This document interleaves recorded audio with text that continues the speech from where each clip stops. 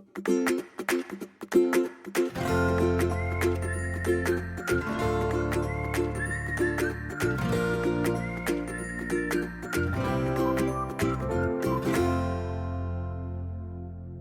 folks, welcome to another episode of Deep Dive. I'm your host, Pastor Jason. Joining with me as always, Pastor Sarah and Brian. How we doing today, guys? Doing awesome. Brian's already laughing. He's hoping I'll sing my worship song again. Yeah, we're laughing because, we had this kind of count in where you're supposed to have dead silence so that you know how to cut things off and you're not having all these rogue noises. And, Pastor Sarah's just singing away over there in the corner, just all happy as could be. And I stopped her. I just said, I'm not going to stop her from worshiping. I like it, so I'm just going to listen. So, next thing you know, we're bowing our heads and just like in a place of quiet time, looking at the clock simultaneously. Hey, that's how it works here. So that's what makes it fun. No doubt, no doubt. Well, we are continuing our journey through the book of Romans. Currently, we're in Romans chapter 2. We just finished up verses 12 through 16, which was really talking about how those who are not part of the law, they have this law of nature in so many ways. So, Paul was really hitting the Gentiles who didn't have the law, that they are somewhat of a law unto themselves. And he's been hitting this from the get-go pretty much in Romans. But at this point, Paul is also switching gears in Romans chapter 2. And now he's going to do a hard turn. He's focusing on, the judgment that was with the Gentiles. And now he's going to shift gears hard. And he's coming into a conversation with the Jews. And so this one's going to actually have several verses to it because it's a continuation of thought. So you're just going to have to join with us a little bit. We're going to pick it up in verse 17 is where we will start today. And this is where that gear shift turns towards those who have the law. And this is immediately after Paul is addressing those who didn't have the law. So now it focuses a little bit different. And ultimately, as I've shared many times in many episodes, ultimately what the Apostle Paul is trying to get to is in verse chapter 3, that all have sinned and have fallen short of the glory of God. So he's setting up this premise in chapters 1 and 2. So picking it up in verse 17, it says, "Behold, you are called a Jew, and you retest. I have a typo that I have to fix. It was restest, which I'm like, I don't know what restest means. Let me back up. Behold, you are called a Jew, and you retest the law, and that makes you boast of God." So, yeah, that's an interesting one. So Paul's now he's switching gears. He's dealing with the Jews, and he's asserting that they have this superior knowledge, they have this privilege, they have this, kind of superiority complex, and it just loves to kind of condemn the Gentile and those who obey nature's law or are not aware of the law at all. And so, here's Paul switching gears. To those who retest the law, in other words, you're trusting the law for salvation is what Paul's talking about. And that makes you boast of God. Interesting thought. That makes you boast of God. Any thoughts either way? Now that I really messed up the restest, because, I have no idea what to do with restest. No, I'm just curious what you guys are going to say for the first few verses. I'm like, where does it start where I know something? That's, a lot of this, what it is it's again, it goes back to the fall, right? It's the knowledge that we had that we shouldn't have in a sense. In my opinion, it's like they're boasting in what they know, but not applying it to their life. Yeah. Like look at us, we're super cool. We're of this lineage. And because we're of this lineage, that's good enough. And that's what Paul is setting up to just kerplunk them in chapter 3. And it is kind of funny how we can all know a lot of things, but doing them and consistently doing them is a big difference. Yeah, exactly. It's huge. And that's part of what is so struggling in a lot of quote unquote man's church in the Western culture is we've gotten so knowledge heavy with dissecting stuff and going through. And that's part of what I love about this so much is it's not just going through and dissecting it. It's, okay, let's go through and dissect it. And how do we actually apply this to our walk and help it make us a better Christian? And it's doing that for me, like on an insane level. Yeah. So. Amen. That's interesting. I thought I had a typo, but that restest is actually is a word. So fascinating. I learned something as we're live. How about that? Yeah, that's one of the ones I'm like, I don't know what that is. I don't know what restest is. But forget it. But, ultimately what the Apostle Paul is saying, hey, you embrace this esteemed title of being called a Jew with pride. You're celebrating this national identity. You're celebrating this profound connection your people have with the law of God. And this bond has shaped this unique relationship between the nation of Israel and the divine throughout this rich, enduring history. So basically, Paul's laying it out saying, hey, you got a background with this. Your pride, you've got you're boasting. I don't know if maybe you could call it a pride, but anyway, we'll call it a boasting that, you have this title, you have this claim, you have this heredity that makes you special, and you've been entrusted with the law of God is basically what Paul is saying there. Well, and it's interesting. I think it's funny, especially when I was at ORU a year.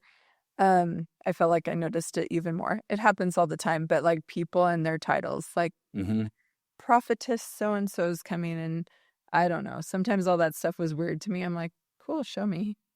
Yeah. But that's why the scripture says you'll know a tree by its fruit. Mm-hmm. You don't need a name tag. Yeah. Kenneth Hagin used to say an apple tree doesn't need a sign posted on it to prove that it's an apple tree. It just produces its fruit. Yep. So, yeah, absolutely. But it's funny how human nature, we do tend to like or want that. Well, yeah, and we want like acknowledgement, or we want to be, what's the word? Well, yeah, it's a place of respect or recognition or recognition. Well, it's just significance. Don't you think we're all part of missing the last greatest message Jesus ever taught in washing his disciples' feet? Oh, sure. Absolutely. We're still missing it like 2,000 years later. No one wants to take the humble, abased road. Everybody wants to say, look, man, I've studied the scripture for X amount of years. Yeah, we still want credit or like you're doing good or kudos. It's all his. And what he means by that is anything that I go and do, I'm just repeating what Jesus said. Because Jesus said, I've given them the words you gave me in John 17. I'm giving you the words you gave me. Right. And they've received them. So everything the disciples taught from that point forward was what the words Jesus gave them, which were from God, which is what we all have now. They're direct words of God. And yet we still want to lay some claim as human nature, like we figured something out, and we miss when Jesus looked Peter straight in the face. Dude, flesh and blood has not revealed this to you. Yeah. But my Father, which is in heaven. Right. All of us that have the knowledge of truth, it's because Christ lifted that veil off our eyes. And God allowed us to see him in his fullness as the Savior. Right. There's no other reason we got here. Well, and the reality is too, how many fights did Jesus get in with the Pharisees and Sadducees? Abraham's our father. If he said, if Abraham were your father, you think, he'd be pointing to me, so, before Abraham existed, I was. And so, all these things in the book of John that just stirred up the pot because, there was such a dependence on the lineage, the heritage, the Shemitic line. There was such a confidence in that by heredity that, the concepts of the Spirit were just missing in some ways. Non-existent. Yeah. They didn't even, their faith was in their birthright. Right. That's what they held on to. Right. Their Abrahamic covenant of we are the chosen. That's it. That's all that matters. We can do whatever we want. He's our dad and he's going to come and save us. Right. And no, they're about to get excoriated. Yeah. Yeah. So anything else in 17? If not, we're going to move on to 18. and know his will, and approve the things that are more excellent, and being instructed out of the law. This and know his will is the Greek word gnosko. Many would call it a gnosis. This is like a scientific knowledge. You could call it maybe a philosophical knowledge. A gnosis, that's one of his favorite words. Being aware of, have knowledge of, have a perception of. Yeah, now it is not, like you just shared, it's not the epignosis, that experiential walking it out knowledge. This is basically a head knowledge in some ways. Yeah. Just kidding. But no, it's good to compare and contrast. She's referencing, I'm actually happy because you paid attention to my message this Sunday that was talking about the difference between the two. So that makes me very happy. That melts my heart, because we did talk about the gnosis and the epignosis. But you know his will, and approve the things that are more excellent, being instructed out of the law. So in other words, you have this deep understanding of God's will. You know, you're grasping the fundamental truths of life alongside him. In other words, is what Paul's saying. And you hold this divine insight of his intentions revealed to you through the law. So, you know, he's just basically kind of sharing, hey, you've got this knowledge, you've got this awareness going on, you know, and so that you got that going for you to some degree. That's about it. Any thoughts on 19 there? You mean 18? 18. 18, yeah. Any thoughts on 18 before we go on? Because it's all kind of one stream of thought. Yeah. You can't really separate it too much. I think we're good. Yeah, it's 19 is where it's going to get fun. Sure. And you're confident that you are a guide of the blind, a light to them that are in the darkness. So now you kind of see that Ben coming in, kind of bragging on him a little bit. You got all these great things, and now you claim, because of it, you've got... And just like we said, that's so human nature. Like, we want to just at least be a little better. You want to be... We want to look over there and say, hey, I'm not as bad as that guy. And that's like the whole parable, the guy beating his chest. And Jesus like, man, that guy repenting. Yeah. You have no idea. Mm-hmm. Right. He's pouring out more to God than that. And the bottom line, he's like, mind your business. Yep. Yeah. You So worry about you. no doubt. So in other words, he's saying basically that you firmly believe that you have the ability to guide those who lack this profound understanding. You possess the thorough complexities of the law. You understand them, and you're eagerly to share these illuminating insights, brighten the darkness that in their seemingly meaningless lives. But, you know, we're going to find out that Paul's going to put a little hook in there really quick, and this is basically setting it up in so many ways. Well, he's directly quoting Jesus. Yeah. With this, because Jesus said, what you say you can see? Right. Oh, absolutely. And they're like, uh-oh. And that's what Paul's doing. He's doing the exact same thing right now. Yeah. Verse 20, an instructor of the foolish, the mindless, the egotistical, the rash, the unbelieving, the fool, the unwise, an instructor of the foolish and a teacher of babes. You know, this is what you're claiming. You're a teacher of the simple-minded person, the immature, the child, the infant. You're an instructor of the foolish and a teacher of babes, which have the form of knowledge, the gnosis, not the epignosis, the intellectual, scientific knowledge of the truth and the law. So, well, that's interesting right there. We're just going to keep going. Basically saying, I believe that you have a special calling to bring correction to the world of the Gentiles and instruct their spiritual infancy with moral superiority and maturity in your truth that is, you know, superior just because you claim that you have this understanding of the law. So you have this superior knowledge, basically, is what Paul's saying. Thoughts on that? Or should we keep going? I think 21 is 21 is a continuation of that. Like you need to line it all up. All right, let's keep going. Verse 21, you therefore which teach another, teach not yourself. Teach ye not yourself that you preach, you that preaches that a man should not steal, do you still?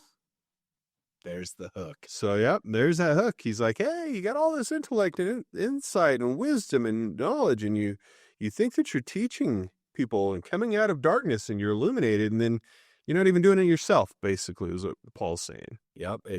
They had the knowledge. They didn't have the knowledge of truth. Right. They could preach the law. They could preach the technicalities.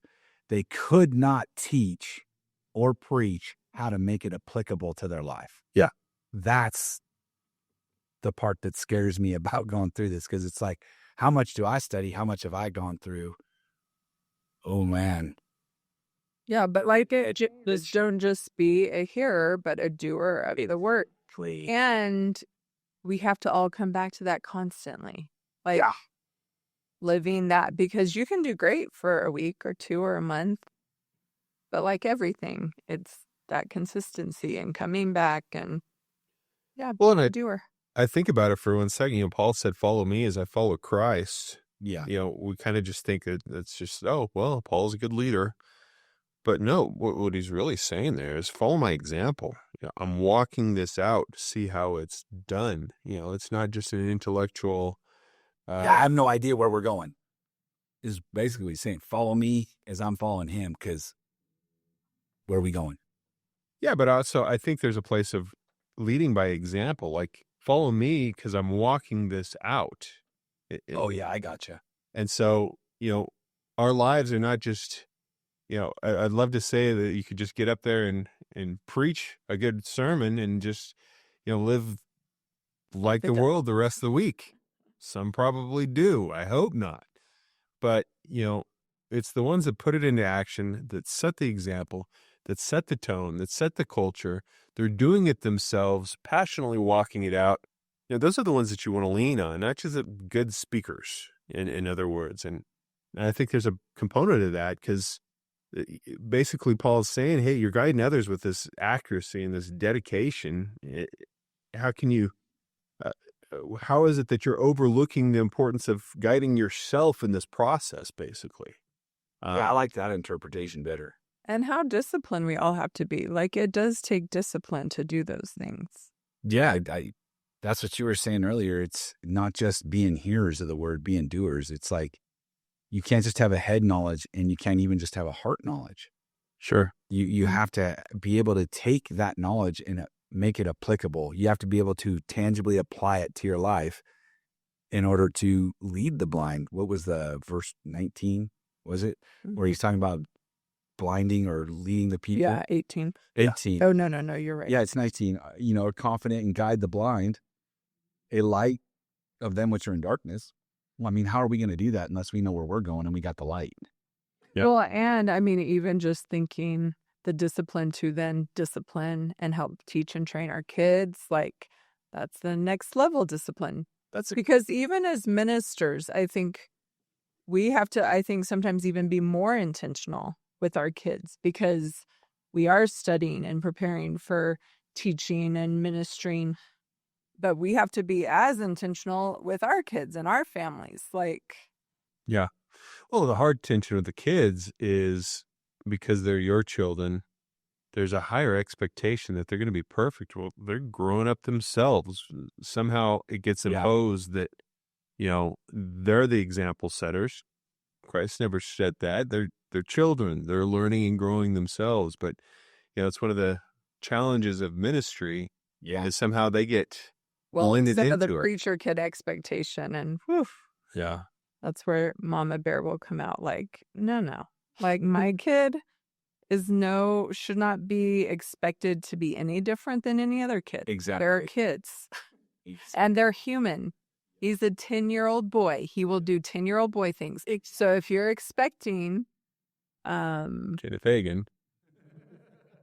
a 30-year-old Kenneth Hagin or a 10-year-old perfectionist girl, that's not fair or right. Right. Well, I think that's good too, in like breaking down some of the paradigms. I think that's one of the things I'm hoping that this podcast is doing, is it's shedding light on, let's just be real. Let's stop also not trying to be something we can't, right? There's certain things we are not gonna attain unless we stay humble. Yeah. And if we get out of that humility, then boom, we're right back to what Paul is excoriating these guys over. You guys got so puffed up because you know this, you thought this, because you did. That's the constant cycle of life as a Christian. We have to stop getting to that place of elevation, constantly take the path of humility and just say, look, we're figuring this out. Sure. This is what we believe we're doing to apply this to our life right now so that we can change our neighborhood, our community, and our city. Yeah, absolutely. No doubt about it. And I think too, Paul's basically, he's calling into question the validity of their own teachings, in other words, because the reality is what he's saying is you're undermining the value of your teachings by not adhering to them yourself, is basically what Paul's saying. And I think that how many times do you see that? Even now you see that it's one thing to say, be a sayer of the word. It's a whole other thing to be a doer of the word. It's one thing to be a hearer of the word, as James says, like you just shared, Pastor Sarah, but the doer is the one that's going to bear fruit. It's not a sayer. It's not a hearer. It's a doer of the word. Any other thoughts before we move on to 22? No, I think that's something that we all need to, it's the quintessential thing as a parent. We cannot live as Christians where we do as we say, not as we do. Right. Like we have to do what we say. Right. And be that example to our children. We have to do it. We have to hold ourselves accountable in order so they know how to hold themselves accountable. Yep. And the reality is, especially in this generation, kids can see right through it. They know the difference between the real deal. Yeah. They know if you're being a hypocrite yourself. They know if you're just giving lip service. And honestly, you want to repel Christ in a person quicker than anything else, then preach all these expectations to your child and then live as a hypocrite in your own life. See how quickly that'll change their grasp of who God is and their receptivity to him. And I think we've seen it in cultures so much. Oh yeah. We see it to some degree in ministry at times. So critical, because the reality is right now, our community, our world, they need the real deal. Yeah. They need the genuine article. They need the genuine message, but not just to hear the genuine message. They need the genuine example of how to walk it out. Yes. And that's been forgotten about in the process of this. Is just like I shared, Paul saying, follow me as I follow Christ. That wasn't a boastful thing. He's basically saying, I'm giving you the example. I'm giving you how the demonstration of how to walk this out. The disciples were able to see that with Christ. Yeah. But, here's Paul saying, hey, this was revealed to me, and this is a reality, and watch how this plays out in your life. Any other thoughts on that? Nope. See, Pastor Sarah, it's actually really enjoyable because, these are not verses that we typically would preach on a Sunday. So they're not common to us. We don't, sit down and enjoy and have these great conversations on Romans, 2:15. But how critical are they to have that bearing, to have that understanding? How critical are they to give you that 30,000-foot view of all the things that the Apostle Paul is sharing by the Spirit to really expound our understanding and guide us? And sometimes we tend to ignore some verses through the Bible, and it's great to just have that 30,000-foot view. Some verses, especially in Romans, we're going to have all kinds of fun conversations, and we're getting there. I assure you, we're getting there. We're almost to chapter 3, but we got to be willing to dive in the uncomfortable conversations as well, the uncomfortable verses, the ones that we haven't thought through and perfected in our way of communication, and have our 3-point process and our stories and all the examples. Sometimes it's great to just be raw and just live it. And just like what Paul said, follow me as I follow Christ. Well, whoever's listening to this, follow us as we're following Christ. We're not perfect. We're not claiming to be. We're hungry to become better. Yeah. I know. I'm like, what's the balance? Can I just randomly preach Sunday? I'm just joking because we need outlines sometimes too. But those for me sometimes is hard. Like organizing the thoughts, but some of that is also important so people can follow you a little easier. Yeah. Yep, absolutely. Well, should we go into 22? Yes. And Paul's going to echo the same thing once again. He says, hey, you say that a man should not commit adultery. So here we go again. You're saying something, but do you commit adultery? That's an interesting one. These are the very same people that were dragging a woman out who was caught in adultery. So there was that judgment right there. Do you commit adultery? And I'm sure somebody's reading that. Many of them would be like, well, how dare you? You that abhor idols, do you commit sacrilege? In other words, that sacrilege is, do you rob temples? Do you use things for yourself that are consecrated unto God? Is it also the same as robbing God? You could say that with equating in Malachi chapter 3. So all of a sudden we're going back into idolatry that was really hit well in Romans chapter 1. All of a sudden he's saying, hey, you say that you shouldn't commit adultery, but guess what? Through your idolatry, you are. And I mean, can you imagine just that one verse, that one sentence, that one question alone? Could you imagine how much it would just rock the cradle right there? Upset the apple cart. It's no wonder Peter and Paul got stoned to death. And they beat them with... It's a pretty bold statement to be telling the Pharisees and Sadducees back in the day when they still had a temple. Yeah. You know what I'm saying? They still had the high priest, they still had the Levitical priesthood was completely established. Yeah. I mean, and what he's saying is, man, he is ripping the wool right off their eyes. Oh, absolutely. Absolutely. Your ignorance of your own self and your own inconsistent standards are even more troubling, I guess maybe you could say, especially since you're unaware of what's right and what's virtuous versus what's wrong and immoral. You're being unfaithful to your partner. You're being unfaithful to God. You've got these idols in your heart and your mind and your thinking. So, this phrase rob temples, it originates from the Greek term that translates into that sacrilege. It's referring to the act of misappropriating what is solemn to God or for personal gain. And, obviously when the merchants and the robbing of the temple, we saw how Jesus was upset there. And, this is no different. So in other words, he's saying, hey, you're doing these things, you're committing idolatry, because really at the root of what you have set up and your systems that you have set up, really at its core is for your personal gain. And you're committing adultery through that. Ouch. That's really just hitting me as I'm speaking, because I'm like, oh my goodness. I never thought about it like that, but it makes sense as to why Jesus went in and flipped over the money changing tables. Oh, sure. Absolutely. Whooped them up and said, you've turned my father's house into a den of thieves. Oh, yeah, absolutely. Because it was mandated. You had like within a range of, I think it was 20 miles, for those big feasts, you had to come.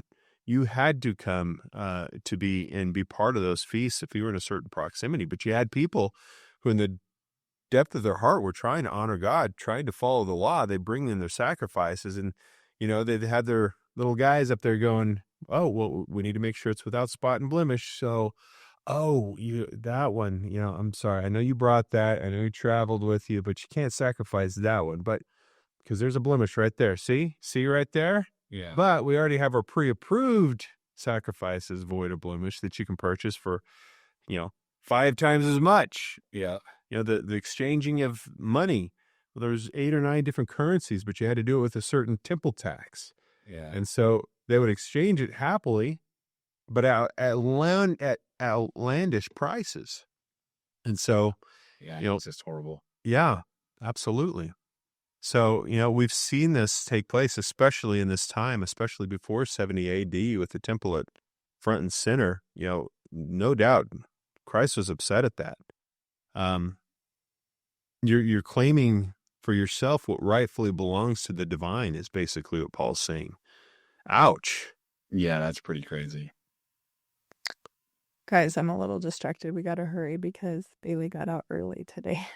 Oh, Bailey got out early. You know what we'll do? We got 2 more verses. I tell you what, we're just going to dismiss Pastor Sarah from the pod. sorry. We can carry it. Oh, you got to go get bit now. This is live. Well, this is live.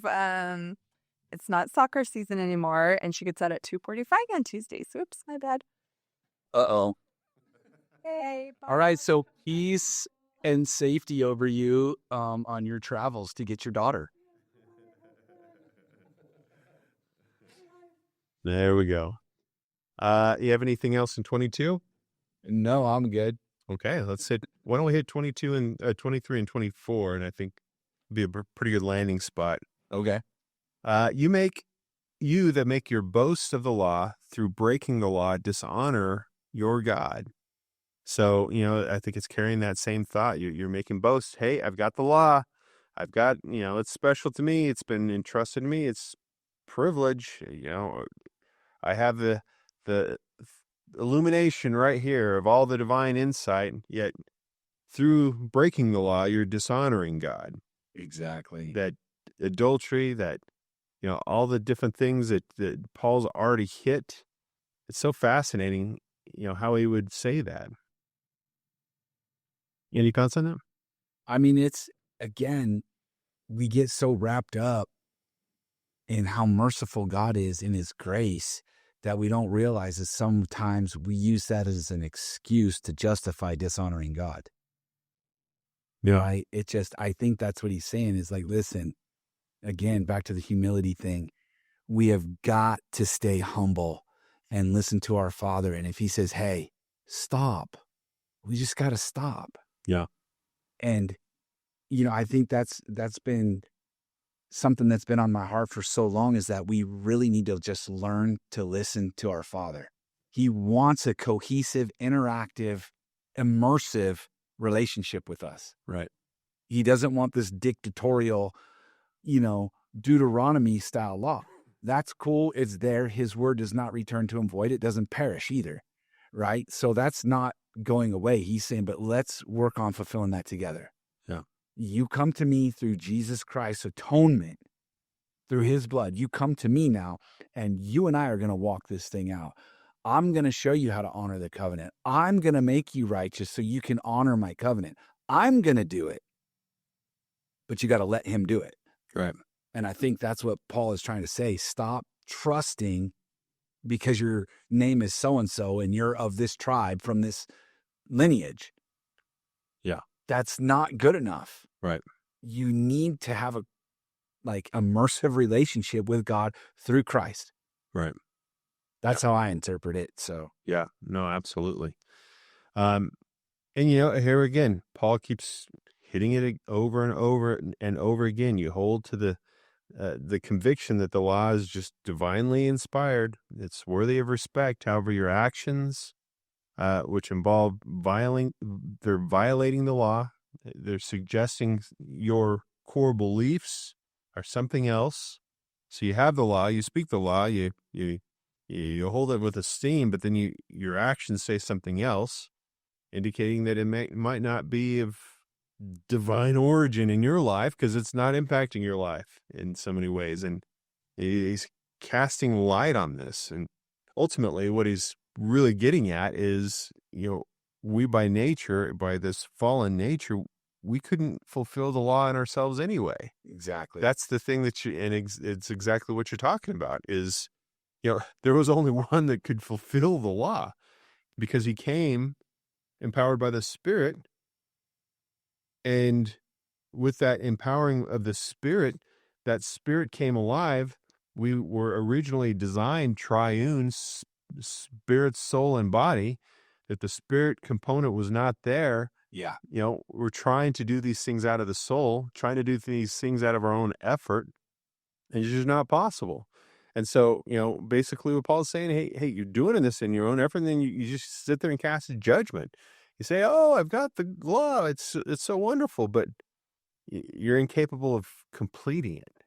Exactly. Yeah.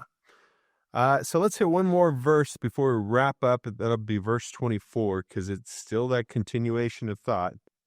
It says this, for the name of God is blasphemed among the Gentiles through you, as it is written. And I think that is referencing Ezekiel 36. I think there's a little bit of a prophetic component of that, but he's basically saying, hey, your sacred texts, you're bestowed upon you by God, revealing that you're that you are the source of the Gentiles. He's basically saying, hey, your hypocrisy is wow, I'm tongue tied here. You had this look on your face that like threw me off. Am I?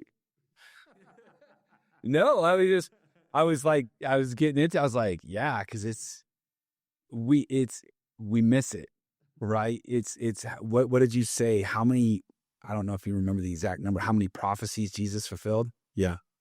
And that's just what Paul's doing. He's like, dude, it's written. Yeah. Like all this stuff, you should know better because it's written. Right. This was prophesied about you.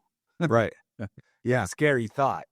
Well, and the reality is their behavior was corroding the credibility of the claims of the divinity of the law. It was, they were the very visible substance of a lack of credibility in so many ways. Couldn't even achieve it. And so, the Gentiles are seeing this, and it's just like, this is ridiculous. Yeah, they're no different. They're worse than us in some aspects. Right. And you can even carry that now, 2,000 years later.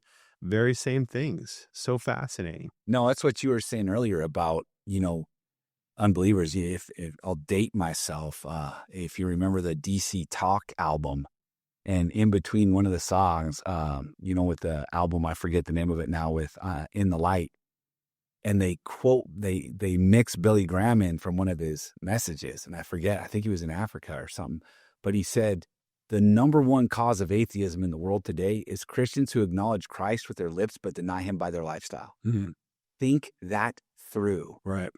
Yeah. The number one cause of atheism is us running around preaching this word, right, and not living it. Yeah. That's exactly what Paul is going after right here. No, absolutely. He's tearing it down, saying you got to stop. You claim to be this, then you better be it. Yep. Yeah. The very same principles that you're advocating and celebrating, they've been compromised by your own failure to adhere to them. Yeah. Essentially. And yeah, we see it even now. When we don't grasp the fullness of that new creation, when our minds are not being renewed, that causes that transformation. You can sit in church your entire life. You can preach the word your entire life.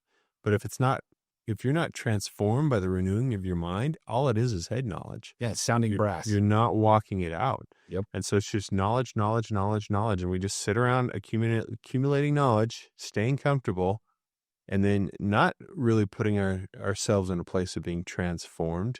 Yeah. And so really, we can say the same thing. So many of us 2,000 years later, even though it's not necessarily the law as, we understand in the Old Testament, we still have the capacity to do the very same things. So here's Paul recognizing that the Jews were looking down on the Gentile because the Gentile didn't have law. There wasn't a divine inspiration. And here we are 2,000 years later saying, oh, you Jews, you had the law, but you didn't do anything with it. So you can see how quickly that slippery slope comes into place where there is a constant evaluation of our own lives, of our own hearts, of our own adherence to the word, to God's word, and how it applies in our lives and how it transforms our lives. That's the whole point of this podcast. Yep. Absolutely. That's the whole point. Absolutely. Well, that's such a fascinating thing. And I know it's not the most enjoyable content. I get that. It's a little bit dry, a little bit hard to go through, and a little bit redundant too. But simultaneously, we're going through verse by verse through the book of Romans. And guess what? There's going to be more challenging conversations. There's going to be parts of the verses that'll be hard to articulate. There'll be parts of the verses that'll be hard on our theology. I know this to be the case. But as we come out of it, I think it's going to give us just a great grounding and a great understanding of the word. And I've enjoyed just having these conversations and having the dialogue too. Yeah. Just grind through these. So it's so cool. Yes, sir. Well, we lost Pastor Sarah, so it's just Brian and I. So I think we're at a good stopping point, unless there's something that jumps out at you. No, I think it's perfect, especially to segue into 25. I think we're right where we need to be. Great. Well, we will pick it up next round in Romans chapter 2, verse 25. But until that time, be healed, be whole, be blessed in Jesus' mighty name. God bless. And if you're out there and if you're enjoying these podcasts, make sure to hit like, make sure to hit share, get the word out there so others can come alongside and enjoy with you. But until next episode, God bless. Have a great week.